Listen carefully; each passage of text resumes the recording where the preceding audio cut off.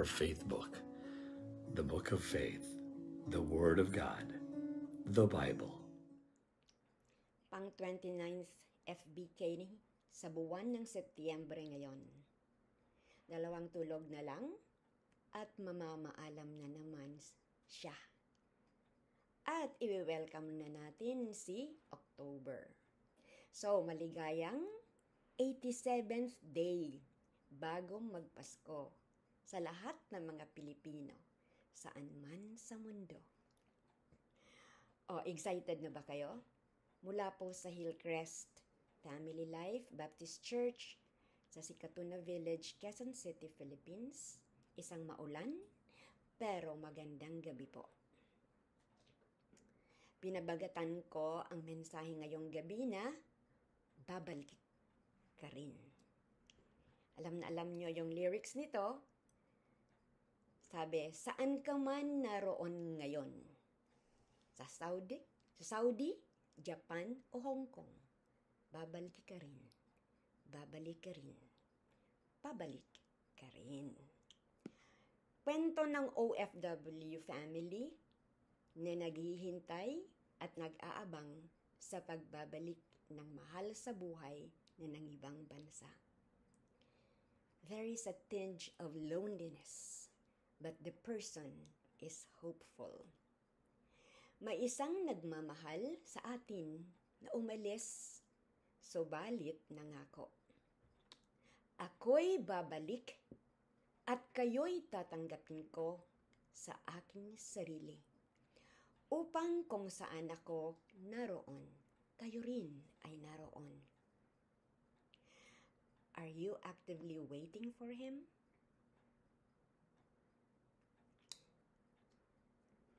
Kailan mag-i-end ang world? Paano ito magwawakas?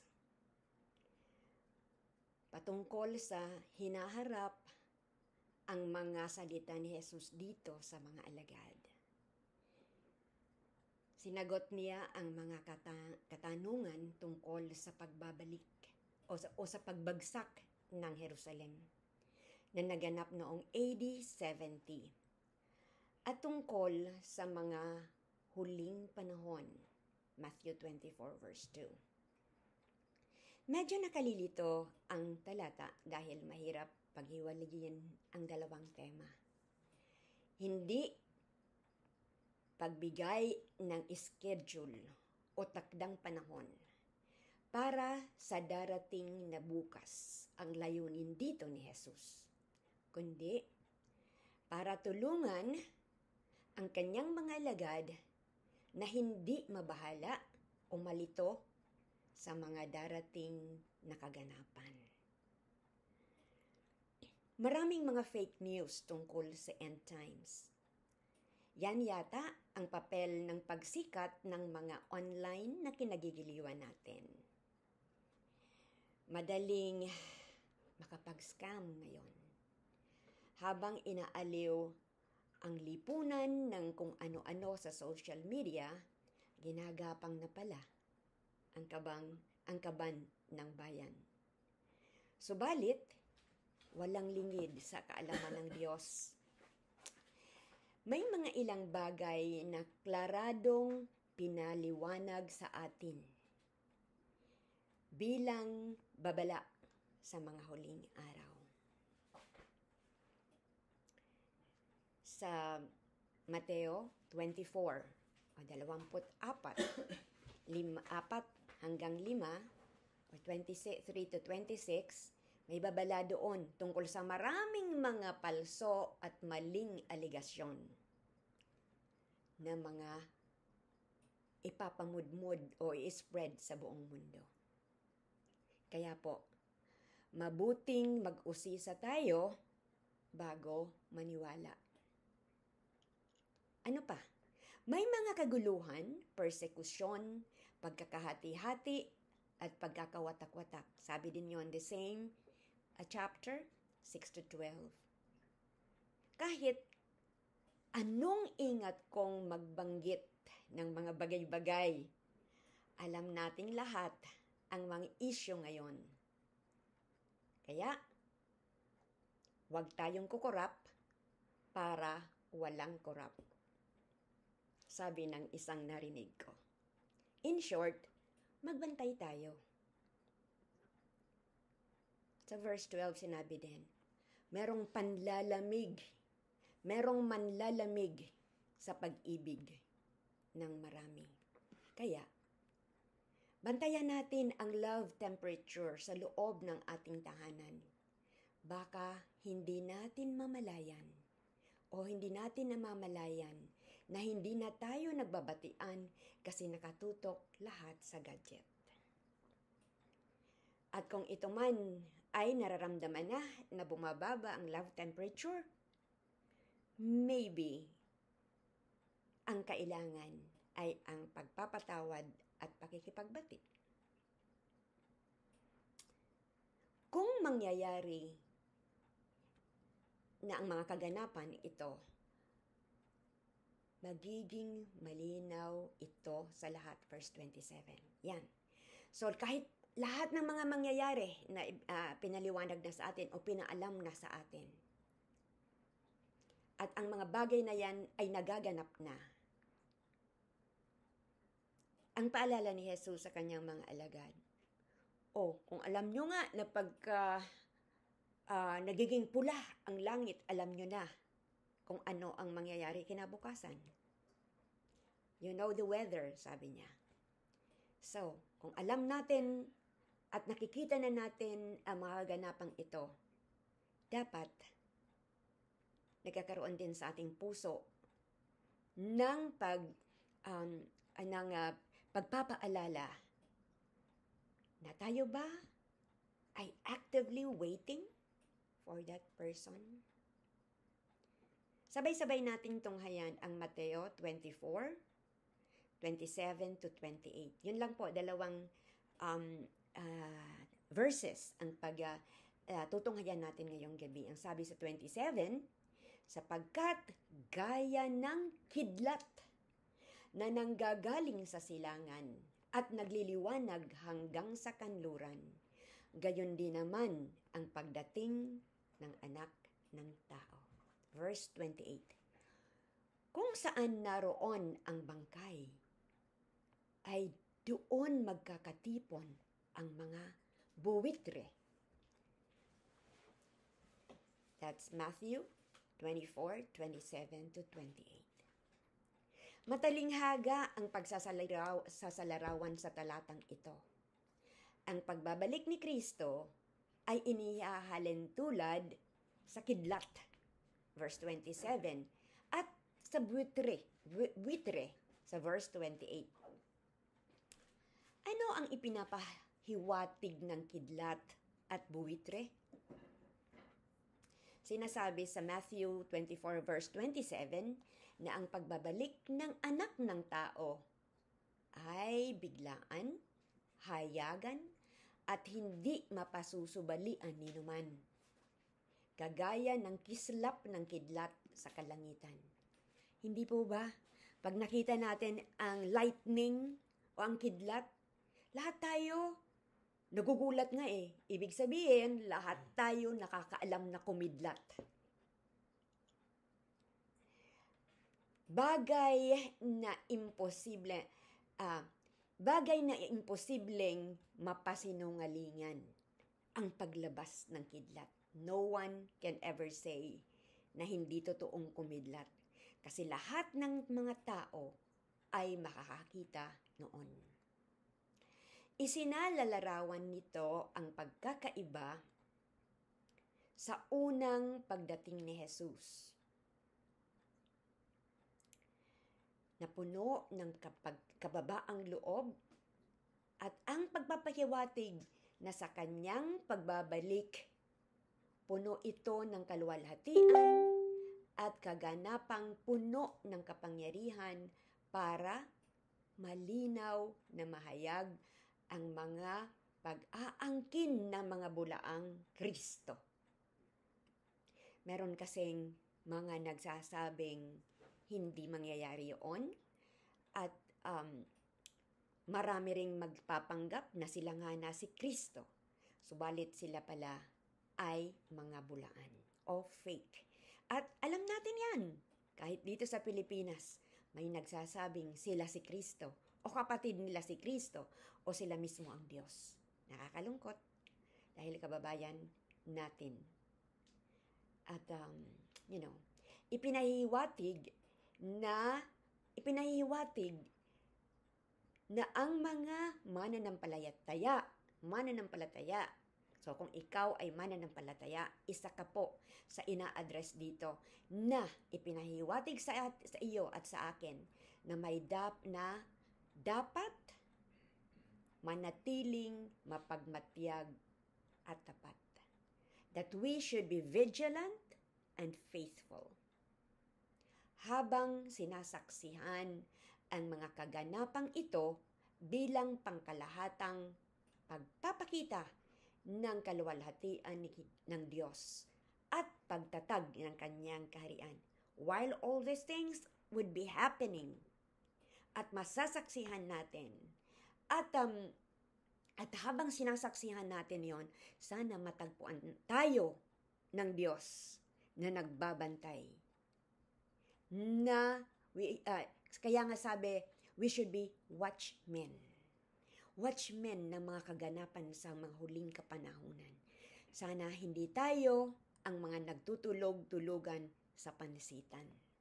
Dahil malaki ang ating pananagutan sa Panginoon. Sabi niya, maging matapat hanggang sa kanyang pagdating. So, tunghayan natin, may dalawa pong ditong paghahalintulad. Parang inihahalintulad ang pagbabalik na muli ni Kristo. Inihahalintulad, una, sa verse 27, sa kidlat. So, ang kidlat. Bow. Alright. So, paano dito inahalintulad sa kidlat ang pagdating ni Jesus sa muling pagdadating niya? Ang isa ay, ito ay magiging pangkalahatang masasaksihan. So, lahat ng mga tao ay makakakita nito. Masasaksihan po nating lahat saan ka man naroroon. Sa Japan man, sa Saudi o sa Hong Kong. Gaya ng kidlat na namamalas sa kalangitan, ang pagbabalik ni Jesus na tinaguriang anak ng tao ay masasaksihan at mahahayag sa lahat na nasa sanlibutan. So, that's number 1. It will be witnessed. Masasaksihan nating lahat yan. Pangalawa, kagaya ng kidlat, yan ay biglaan at makapangyarihan. Hindi ba? Pag kumidlat, hindi ka pwedeng makaiwas. Kundi maraming natatakot sa kidlat, di ba? At umiiwas yan. Pero, hindi yan magpapaalam. Basta kikidlat siya. Biglaan at makapangyarihan. To the point na may nasusunog pag tinamaan ng kidlat. So, ganun din po ang pagdating na muli ni Kristo Jesus. Siya ay biglaan at magpapakita siya ng lahat ng kanyang kapangyarihan. Ang kislap ng kidlat ay tanda ng mabilisan at likas na kapangyarihan na katulad ng pagbabalik ni Kristo, na may matinding kaibahan sa kanyang unang pagdating na puno ng kababaang loob. Remember? That was the first Christmas. At na tayo ngayon ay excited na ulit na i-celebrate ang unang pagdating ni Jesus as a baby. But remember, di ba nung bago siya dumating, ipinaalam. Kinaugnay si Zacarias ng isang anghel. Kinaugnay si Mary ng isang anghel. Kinaugnay si Joseph ng isang anghel at iisa ang mensahe. Ipinaalam. Pero ito pong pangalawang pagdating, ito po ay biglaan at puno ng kapangyarihan. While the other one, the first one, he came as a baby. You can just imagine a baby. So cute at lahat tayo manggigigil sa baby, di ba? At kahit habang pinanggigigilan natin ang baby, Wala siyang magawa sa mga pang-aapi ng pangpipisil sa kanyang pisngi, ng kanyang mga hita at mga kalamnan. Walang magawa ang baby. He came as a babe. Walang kalakasan, physical. He came in weakness. He came in humility. Para ano? Para maging kawangis natin. Para maging kawangis natin. Kasi pumunta siya sa unang pagkakataon to redeem us from sin. And only a 100% person would be the right sacrifice to redeem us from sin. At siya lamang ang naging 100% perfect na gaganap at nautusang gumanap ng Ama sa langit. So, but sa pangalawang pagkakataon ng kanyang pagbabalik, he would came na biglaan at makapangyarihan. Okay, ang kidlat. Hindi yan maipagkakaila. Hindi yan hindi yan maipagkakaila kasi kitang-kita ng mga mata ng lahat ng tao. Ang kidlat, yan ay kaganapang hindi maitatatwa. You can never deny. Pag nakita mo ang kidlat, you can never deny it. Hindi ito maitatatwa at magsisilbing tanda ng isang nagbabadyang weather, diba? In the same way, katulad ng kidlat, ang pagbabalik po ni Jesus ay hindi maipagkakaila. Pabubulaanan nito kasi ang mga pahayag na matatagpuan daw si Jesus sa kanyang pagbabalik sa liblib at sikretong mga lugar. Hindi po yon totoo. Imposible na may isang taong magsasabi na, ay, hindi ko nasaksihan, tulog ako. O walang malay ako noon nung sinabing dumating si Kristo. Naalala ko tuloy yung mga pagka nag-abang tayo ng merong total eclipse of the moon. May mga ganyan. Kaso darating sa Pilipinas, 1:00, 2:00, ay naku, tulog na. Pero po, ang pagdating po ni Jesus, hindi may ipagkakaila. Walang matutulog. Wala pong tulog sa panahong iyon. So, kagaya po ng kidlat, ang pagdating po ni Kristo ay katapusan ng isang kapanahunan. It will be an end to an era. Hudyat ito ng panimula ng pagtatag ng kaharian ng Diyos. At, so itatatag ang kaharian ng Diyos at ang tiyak na paghuhukom sa mundong tumiwalag. At kaya patay, tumiwalag o patay sa katuwiran. Kaya po, napaka pinagpala tayo kung ikaw po ay isa sa masugid nag-aabang ng pagdating na muli ni Kristo Jesus, pinagpala ka. Dahil po, ikaw ay makakasaksi ng end of an era and the start of the new kingdom of God. Lastly, ito po ay pagsubok sa pananampalataya. Sa mga pangunahing paghahanda sa kanyang pagbabalik, as we are all preparing for His coming, ang katiyakan o the certainty at saka yung nature ng kanyang pagbabalik. Certainty and nature of His coming. Yun po ay magiging pundasyon o kaya batayang katotohanan. It would be the foundation of truth laban sa mapanlinlang na pahayag ng mga bulaang mga Kristo at propeta. Kapanahunan pa ng New Testament, Lord, mababasa natin. sinabi na yan, there will be false prophets. So that we were warned to test every spirit if it is from false prophet or from the false Christ.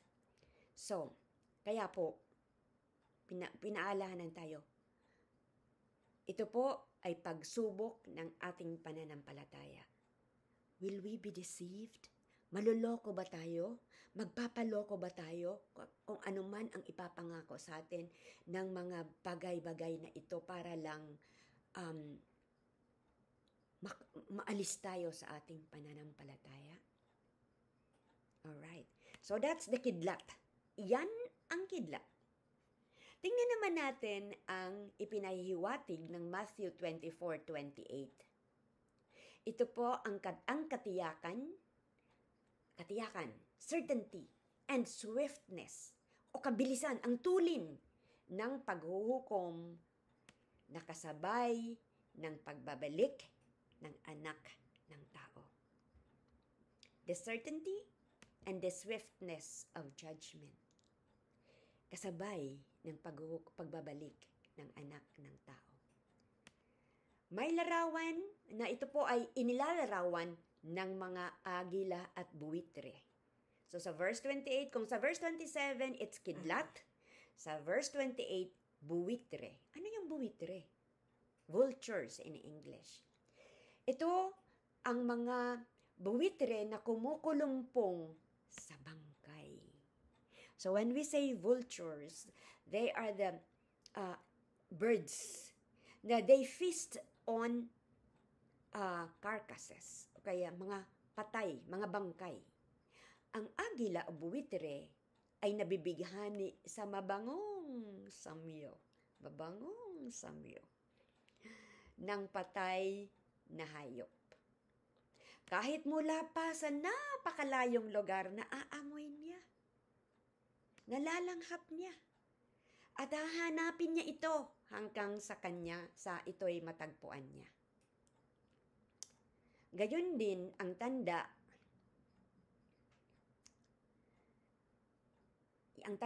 ng hindi maiiwasan at maliwanag na pagtitipon ng mga puwersa o banal na paghuhukom sa mga hindi tapat. So it will come.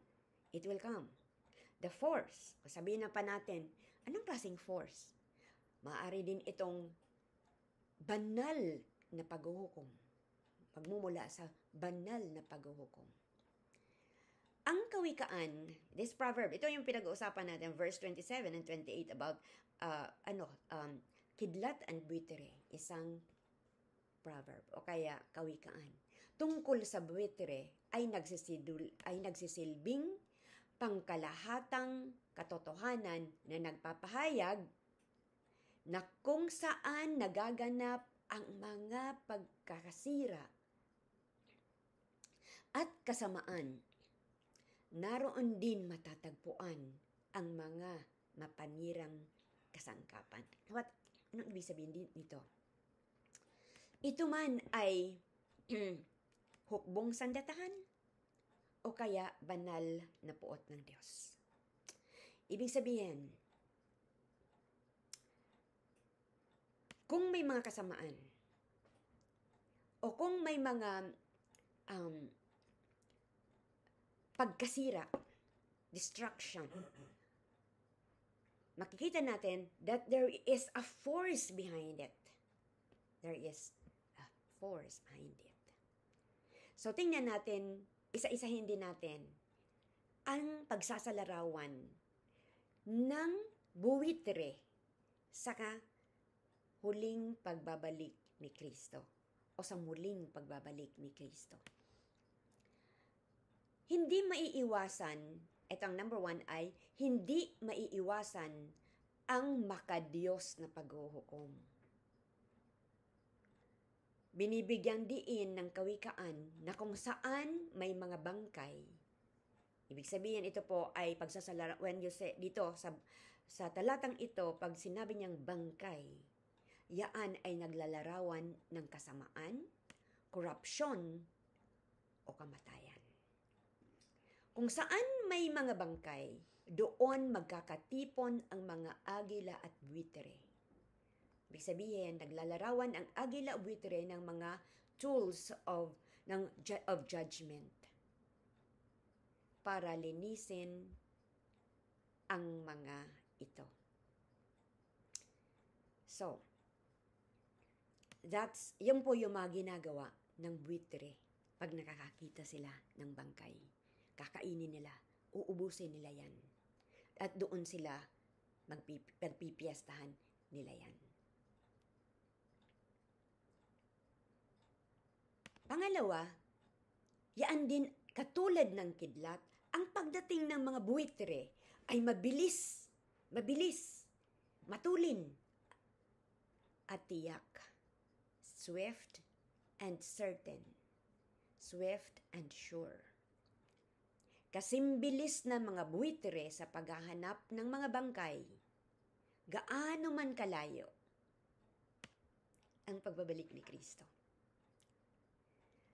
At ang kasunod na paghahatol ay ganun din kabilis at tiyak. At magugulat na lamang ang mga hindi handa. Remember the parable of the 10 virgins?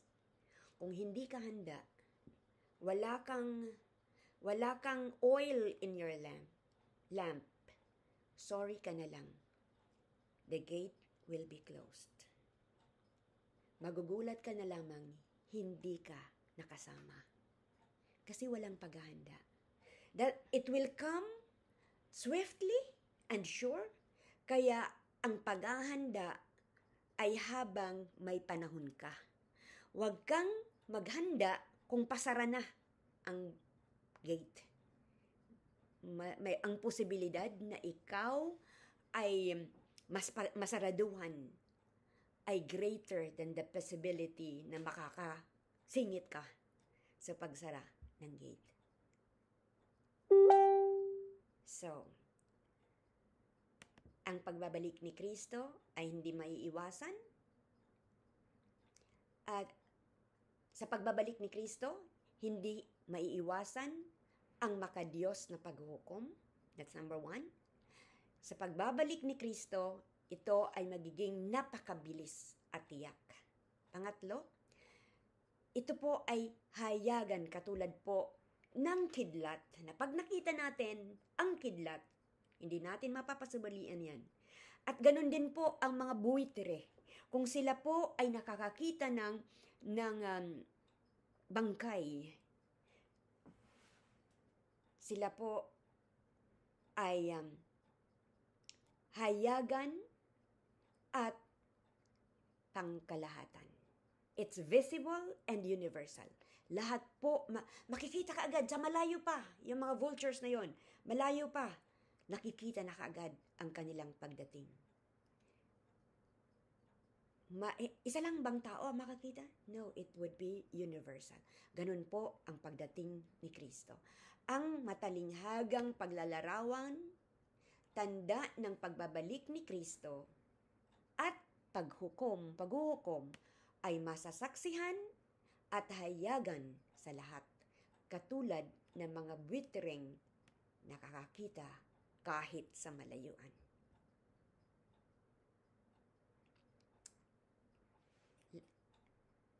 Another thing, isang babala para sa mga mapagmatyag.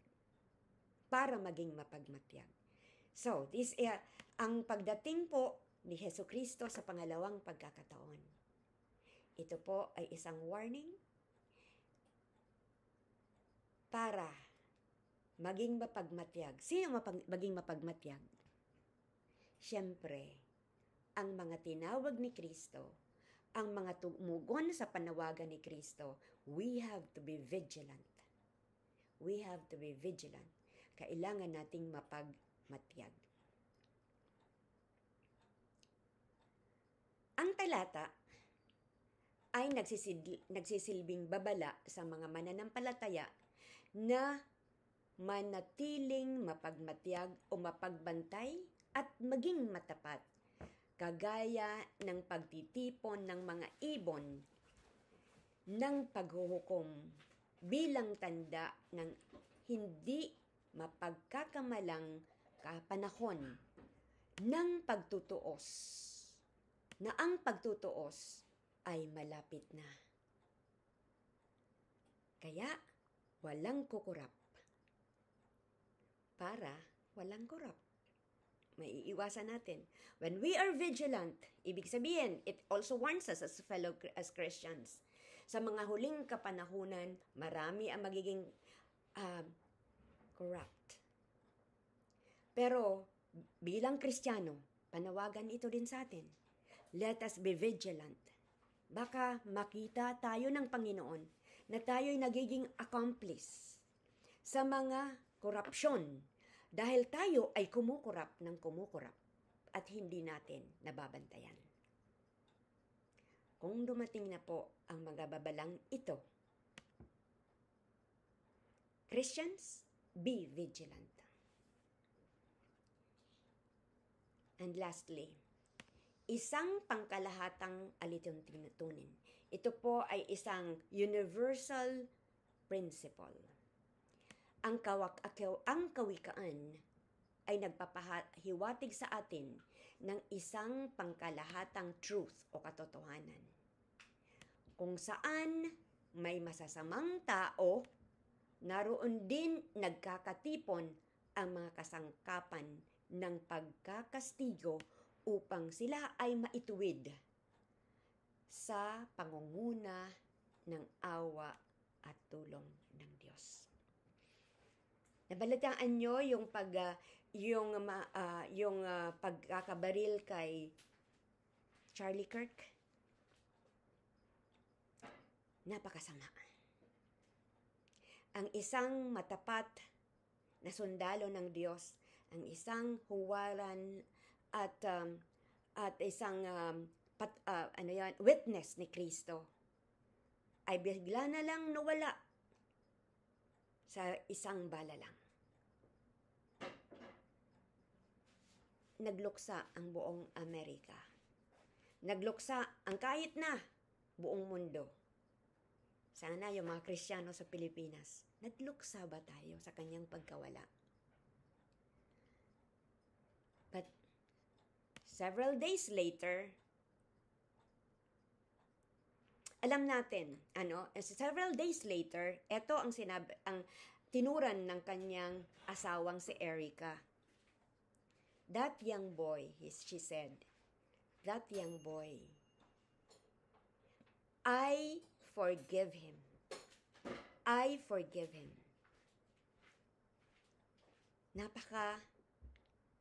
Marami siguro ang nagulat sa tinuran mula sa isang nasaktan na nagmamahal sa taong nawala. Pero, naroon ang kanyang pagpapatawad. Dahil alam natin na ang lahat ay under o pinangungunahan ng awa at tulong ng Diyos. Dahil una sa lahat, ang kanyang desire, ang kanyang mithiin ng Diyos ay makita na ang bawat tao, gaano man kasama, ay mabigyan ng pagkakataon na magbagong buhay sa pamamagitan ng pakikipagbati sa Diyos. Pero, saan papunta doon ang pagkastigo doon sa kasalanan? Well, alam natin na there is a law. And that because of there is a law, there is a consequence for sin.